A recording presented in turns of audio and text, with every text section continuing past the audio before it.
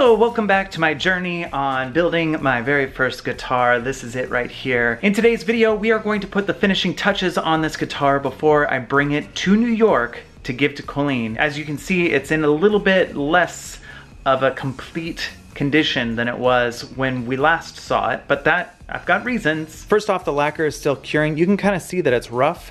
I'm going to sand it down in a couple of days here and get it all nice and polished, and hopefully the paint job will hold up to that. Another thing I want to do is, this is the scratch plate. It goes right here, but as you can see, it covers up a lot of the design work that I did. So I found something really cool online. It's a plastic scratch plate that's totally clear. And it looks really cool, but it's the wrong size. You can see that some of the holes line up, but other ones, like this one here, don't line up at all. Doesn't quite fit over this plate right here.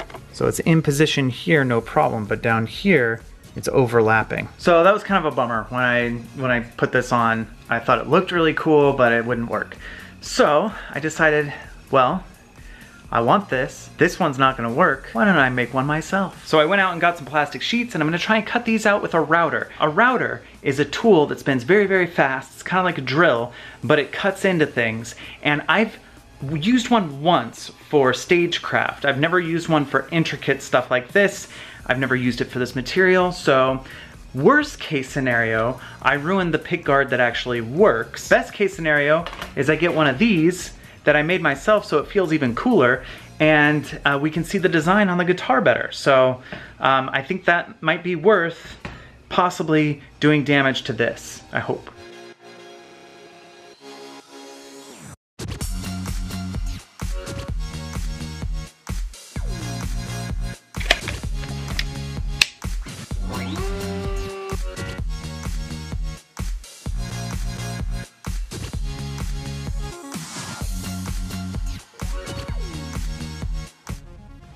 It is a couple days later. That did not work. I needed a couple days to really mull over that and realize why that didn't work, and try and decide if I'm gonna keep going down this road or give up. And I am not a person that gives up. Let me show you what happened. This is the router bit. These are the blades that spin around and cut the plastic. And then this is a ball bearing which spins independently. It's supposed to ride along your template. What I'm using as my template is the actual scratch plate. Probably not the smartest thing to do, and here's why. The ball bearing got all filled with melted plastic, obviously, and as a result, it stopped spinning and started rubbing. And when it rubs, it gets hot. And when it gets hot, it melts. So we had things like this going on. So it actually melted into the scratch plate a little bit. Kind of disappointing. Couple things. One is I could not get the ball bearing to work again, so I bought a replacement for this, and they're not cheap. Two, I think what I need is more space in between the template and what I'm cutting. Right now they're right up against each other. So how am I gonna fix this? One is I'm going to try and put a spacer in between the template and the piece of plexi that I'm cutting. I think what that'll do is make it so the plastic isn't just diving into this little bearing here, hopefully. I'm just gonna keep going with it. I'm gonna keep trying and see if I can make it work. Another thing I'm gonna probably do is use this as my template instead of this. Yes, I am aware that this does not match up completely with what I've got going on this guitar, but I think I'll be able to modify it enough so that I can get it to work, hopefully. And then I also put spacers. You can see the spacers right there, which are actually just extra pieces of acrylic from the last time I did this. Hopefully that'll hold this far enough away from what I'm actually cutting so that we get a nice smooth glide on that ball bearing. All right, I've already messed up this piece of acrylic. So I tried to drill a hole through here with a drill just so that I could get my router in there, because I'm gonna need a hole right in this center section here for the neck pickup.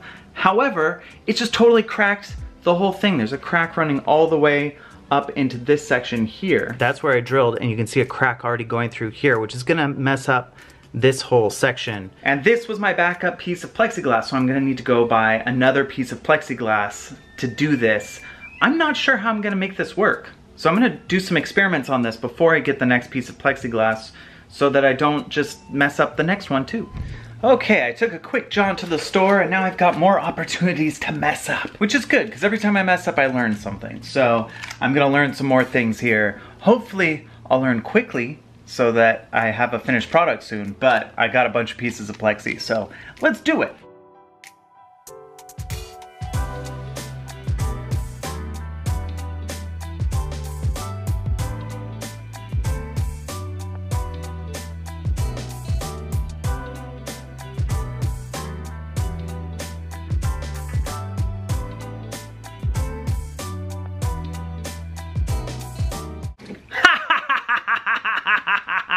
I think it worked. Since this is the scratch plate, I do want the screws countersunk into it, which means that they don't stick out much at the top. They kind of go into the plastic a little bit. So I'm gonna be using this bit. I did a couple test drills on a scrap piece and I think it'll work.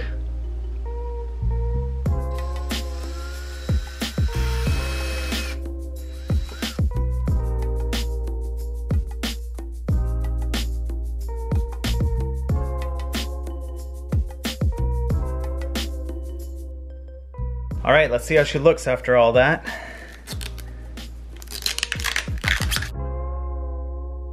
Ooh. Now let's see how it looks on the guitar. So it'll sit right there.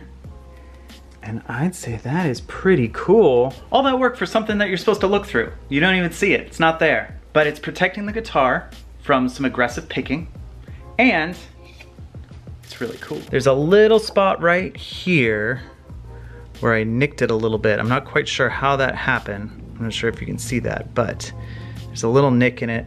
I'm fine with it. That's okay. I can live with that. Now I need to test it. I have to drill the holes for the pickup and then test it, see if it all fits together correctly with screws in. So fingers crossed, here we go.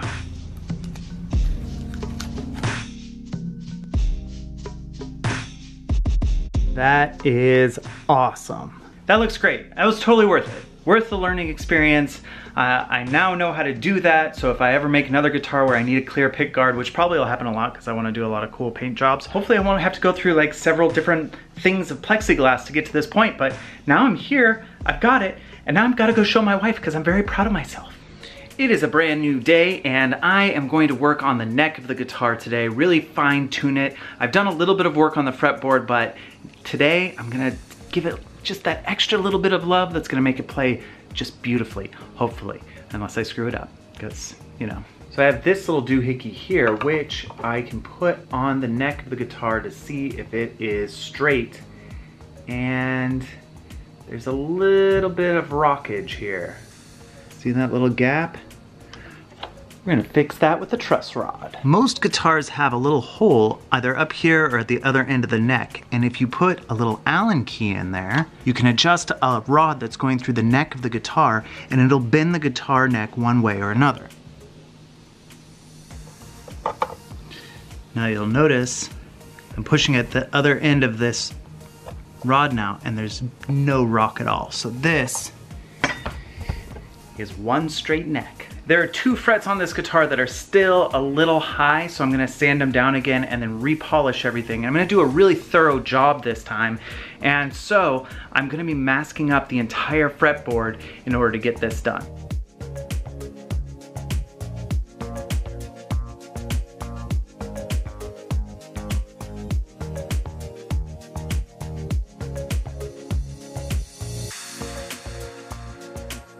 Look at the shine on those frets. Yes.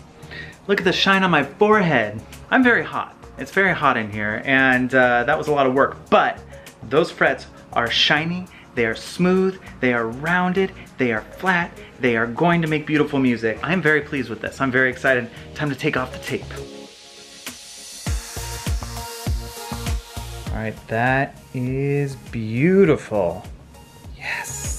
To say that I'm nervous right now would be an understatement. The lacquer has been curing on this guitar for the past 2 weeks. It's been hardening, and it's now time to sand it down and buff it and see if doing that messes up the guitar. The ongoing theme of I might mess up this guitar today. Right now you can see that the guitar has like a strange texture to it. It's got a little shine, a little gloss to it, but it could be like mirror finish beautiful.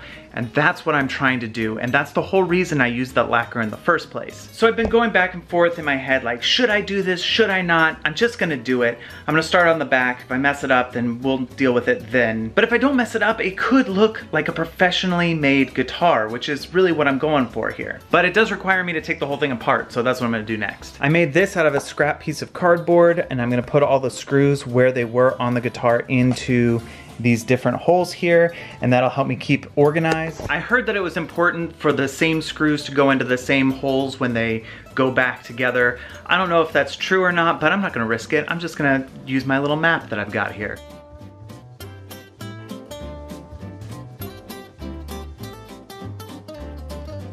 Unfortunately, this also means I need to undo all of the soldering that I've done, so that's my next step. This is why I'm nervous. I got the guitar to a spot that I'm really happy with. Like, I really like the paint job I did on it. It really does look like a nice guitar, and this is just sort of like taking it to the next level. But I used a paint that is not traditional for this, and then I covered it with lacquer, which is traditional, but I'm not sure the paint I put in between the guitar and the lacquer is gonna hold up to a buff and shine. So I'm gonna start on the back, and if I mess up the back, I think I have a plan on how to deal with that, but this should give me a good gauge of what is possible for the front of the guitar. So hopefully this works. If it works, it'll be really, really cool. I mean, it'll look like a guitar that you would buy in the store. So the first step is to sand down the lacquer so that it's not bumpy on top. It's real smooth.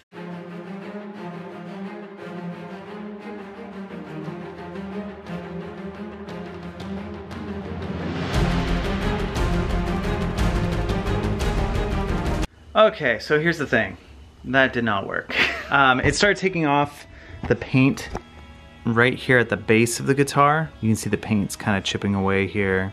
I am not going to mess with the paint job anymore. I'm calling it, and then maybe the next guitar I will take what I've learned here and apply it. So I'm not gonna pursue the shininess anymore, but I am gonna pursue making it sound the best that it possibly can and play really well. So I need to put it back together, get some new strings on it, and really fine tune this thing. I'm not disappointed. It's okay. It's all right that it didn't work. I'm glad that I saw it and I wasn't like aggressive with the sandpaper and like totally messed up the guitar completely and had to start all over again. We'll just call it relicking. Some handsome relicking on the back of the guitar. While I'm here, I'm just gonna give it a quick little polish.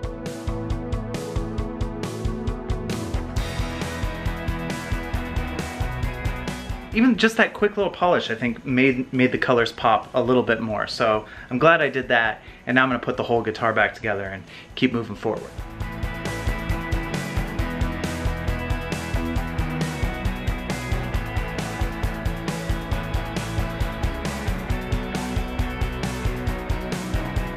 This thing here turned out to be very helpful, and highly recommend if you are taking something apart that you're gonna put back together again, take an old piece of cardboard, draw a terrible picture of it, punch holes in it, and put the screws where they belong, because this was super easy to put back together because I knew exactly where everything went. That's my hot tip for you about taking things apart and putting them back together. One problem I had with this guitar is when I was playing notes up at the top of the neck, when I was fretting up at the top, the notes sounded off to me, and I think that's because the nut is too high. This part right here is called the nut, and if it's too high, as I press this, it creates extra tension on the string. See how far it has to come down to get to the fret? I want the strings to lay lower to the guitar so that there's not that much bending happen when I press down.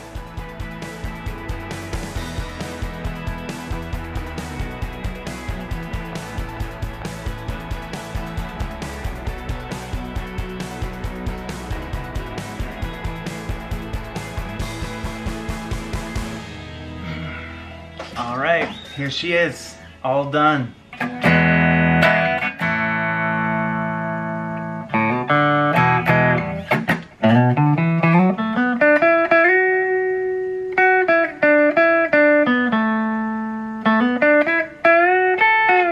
This guitar is a lot of fun to play now. I totally fixed this issue I was having before. Before, when I would play a note up here, it would sound all out of tune. That sounds like an E to me. Sounds like an A. All the strings are now way closer to the fretboard and it's way easier to play. The fretboard feels really great. Like bending like this feels so much better than it did before. Before it was a little grindy, now it's just like really smooth. I hope Colleen likes it. I'm looking forward to going to New York, giving it to her in a few days and seeing her in Waitress, because she's in Waitress. That's the whole reason for this guitar. So be sure to tune in next time when I actually go to New York and give this to Colleen. I don't know what her reaction is gonna be because she doesn't play electric guitar.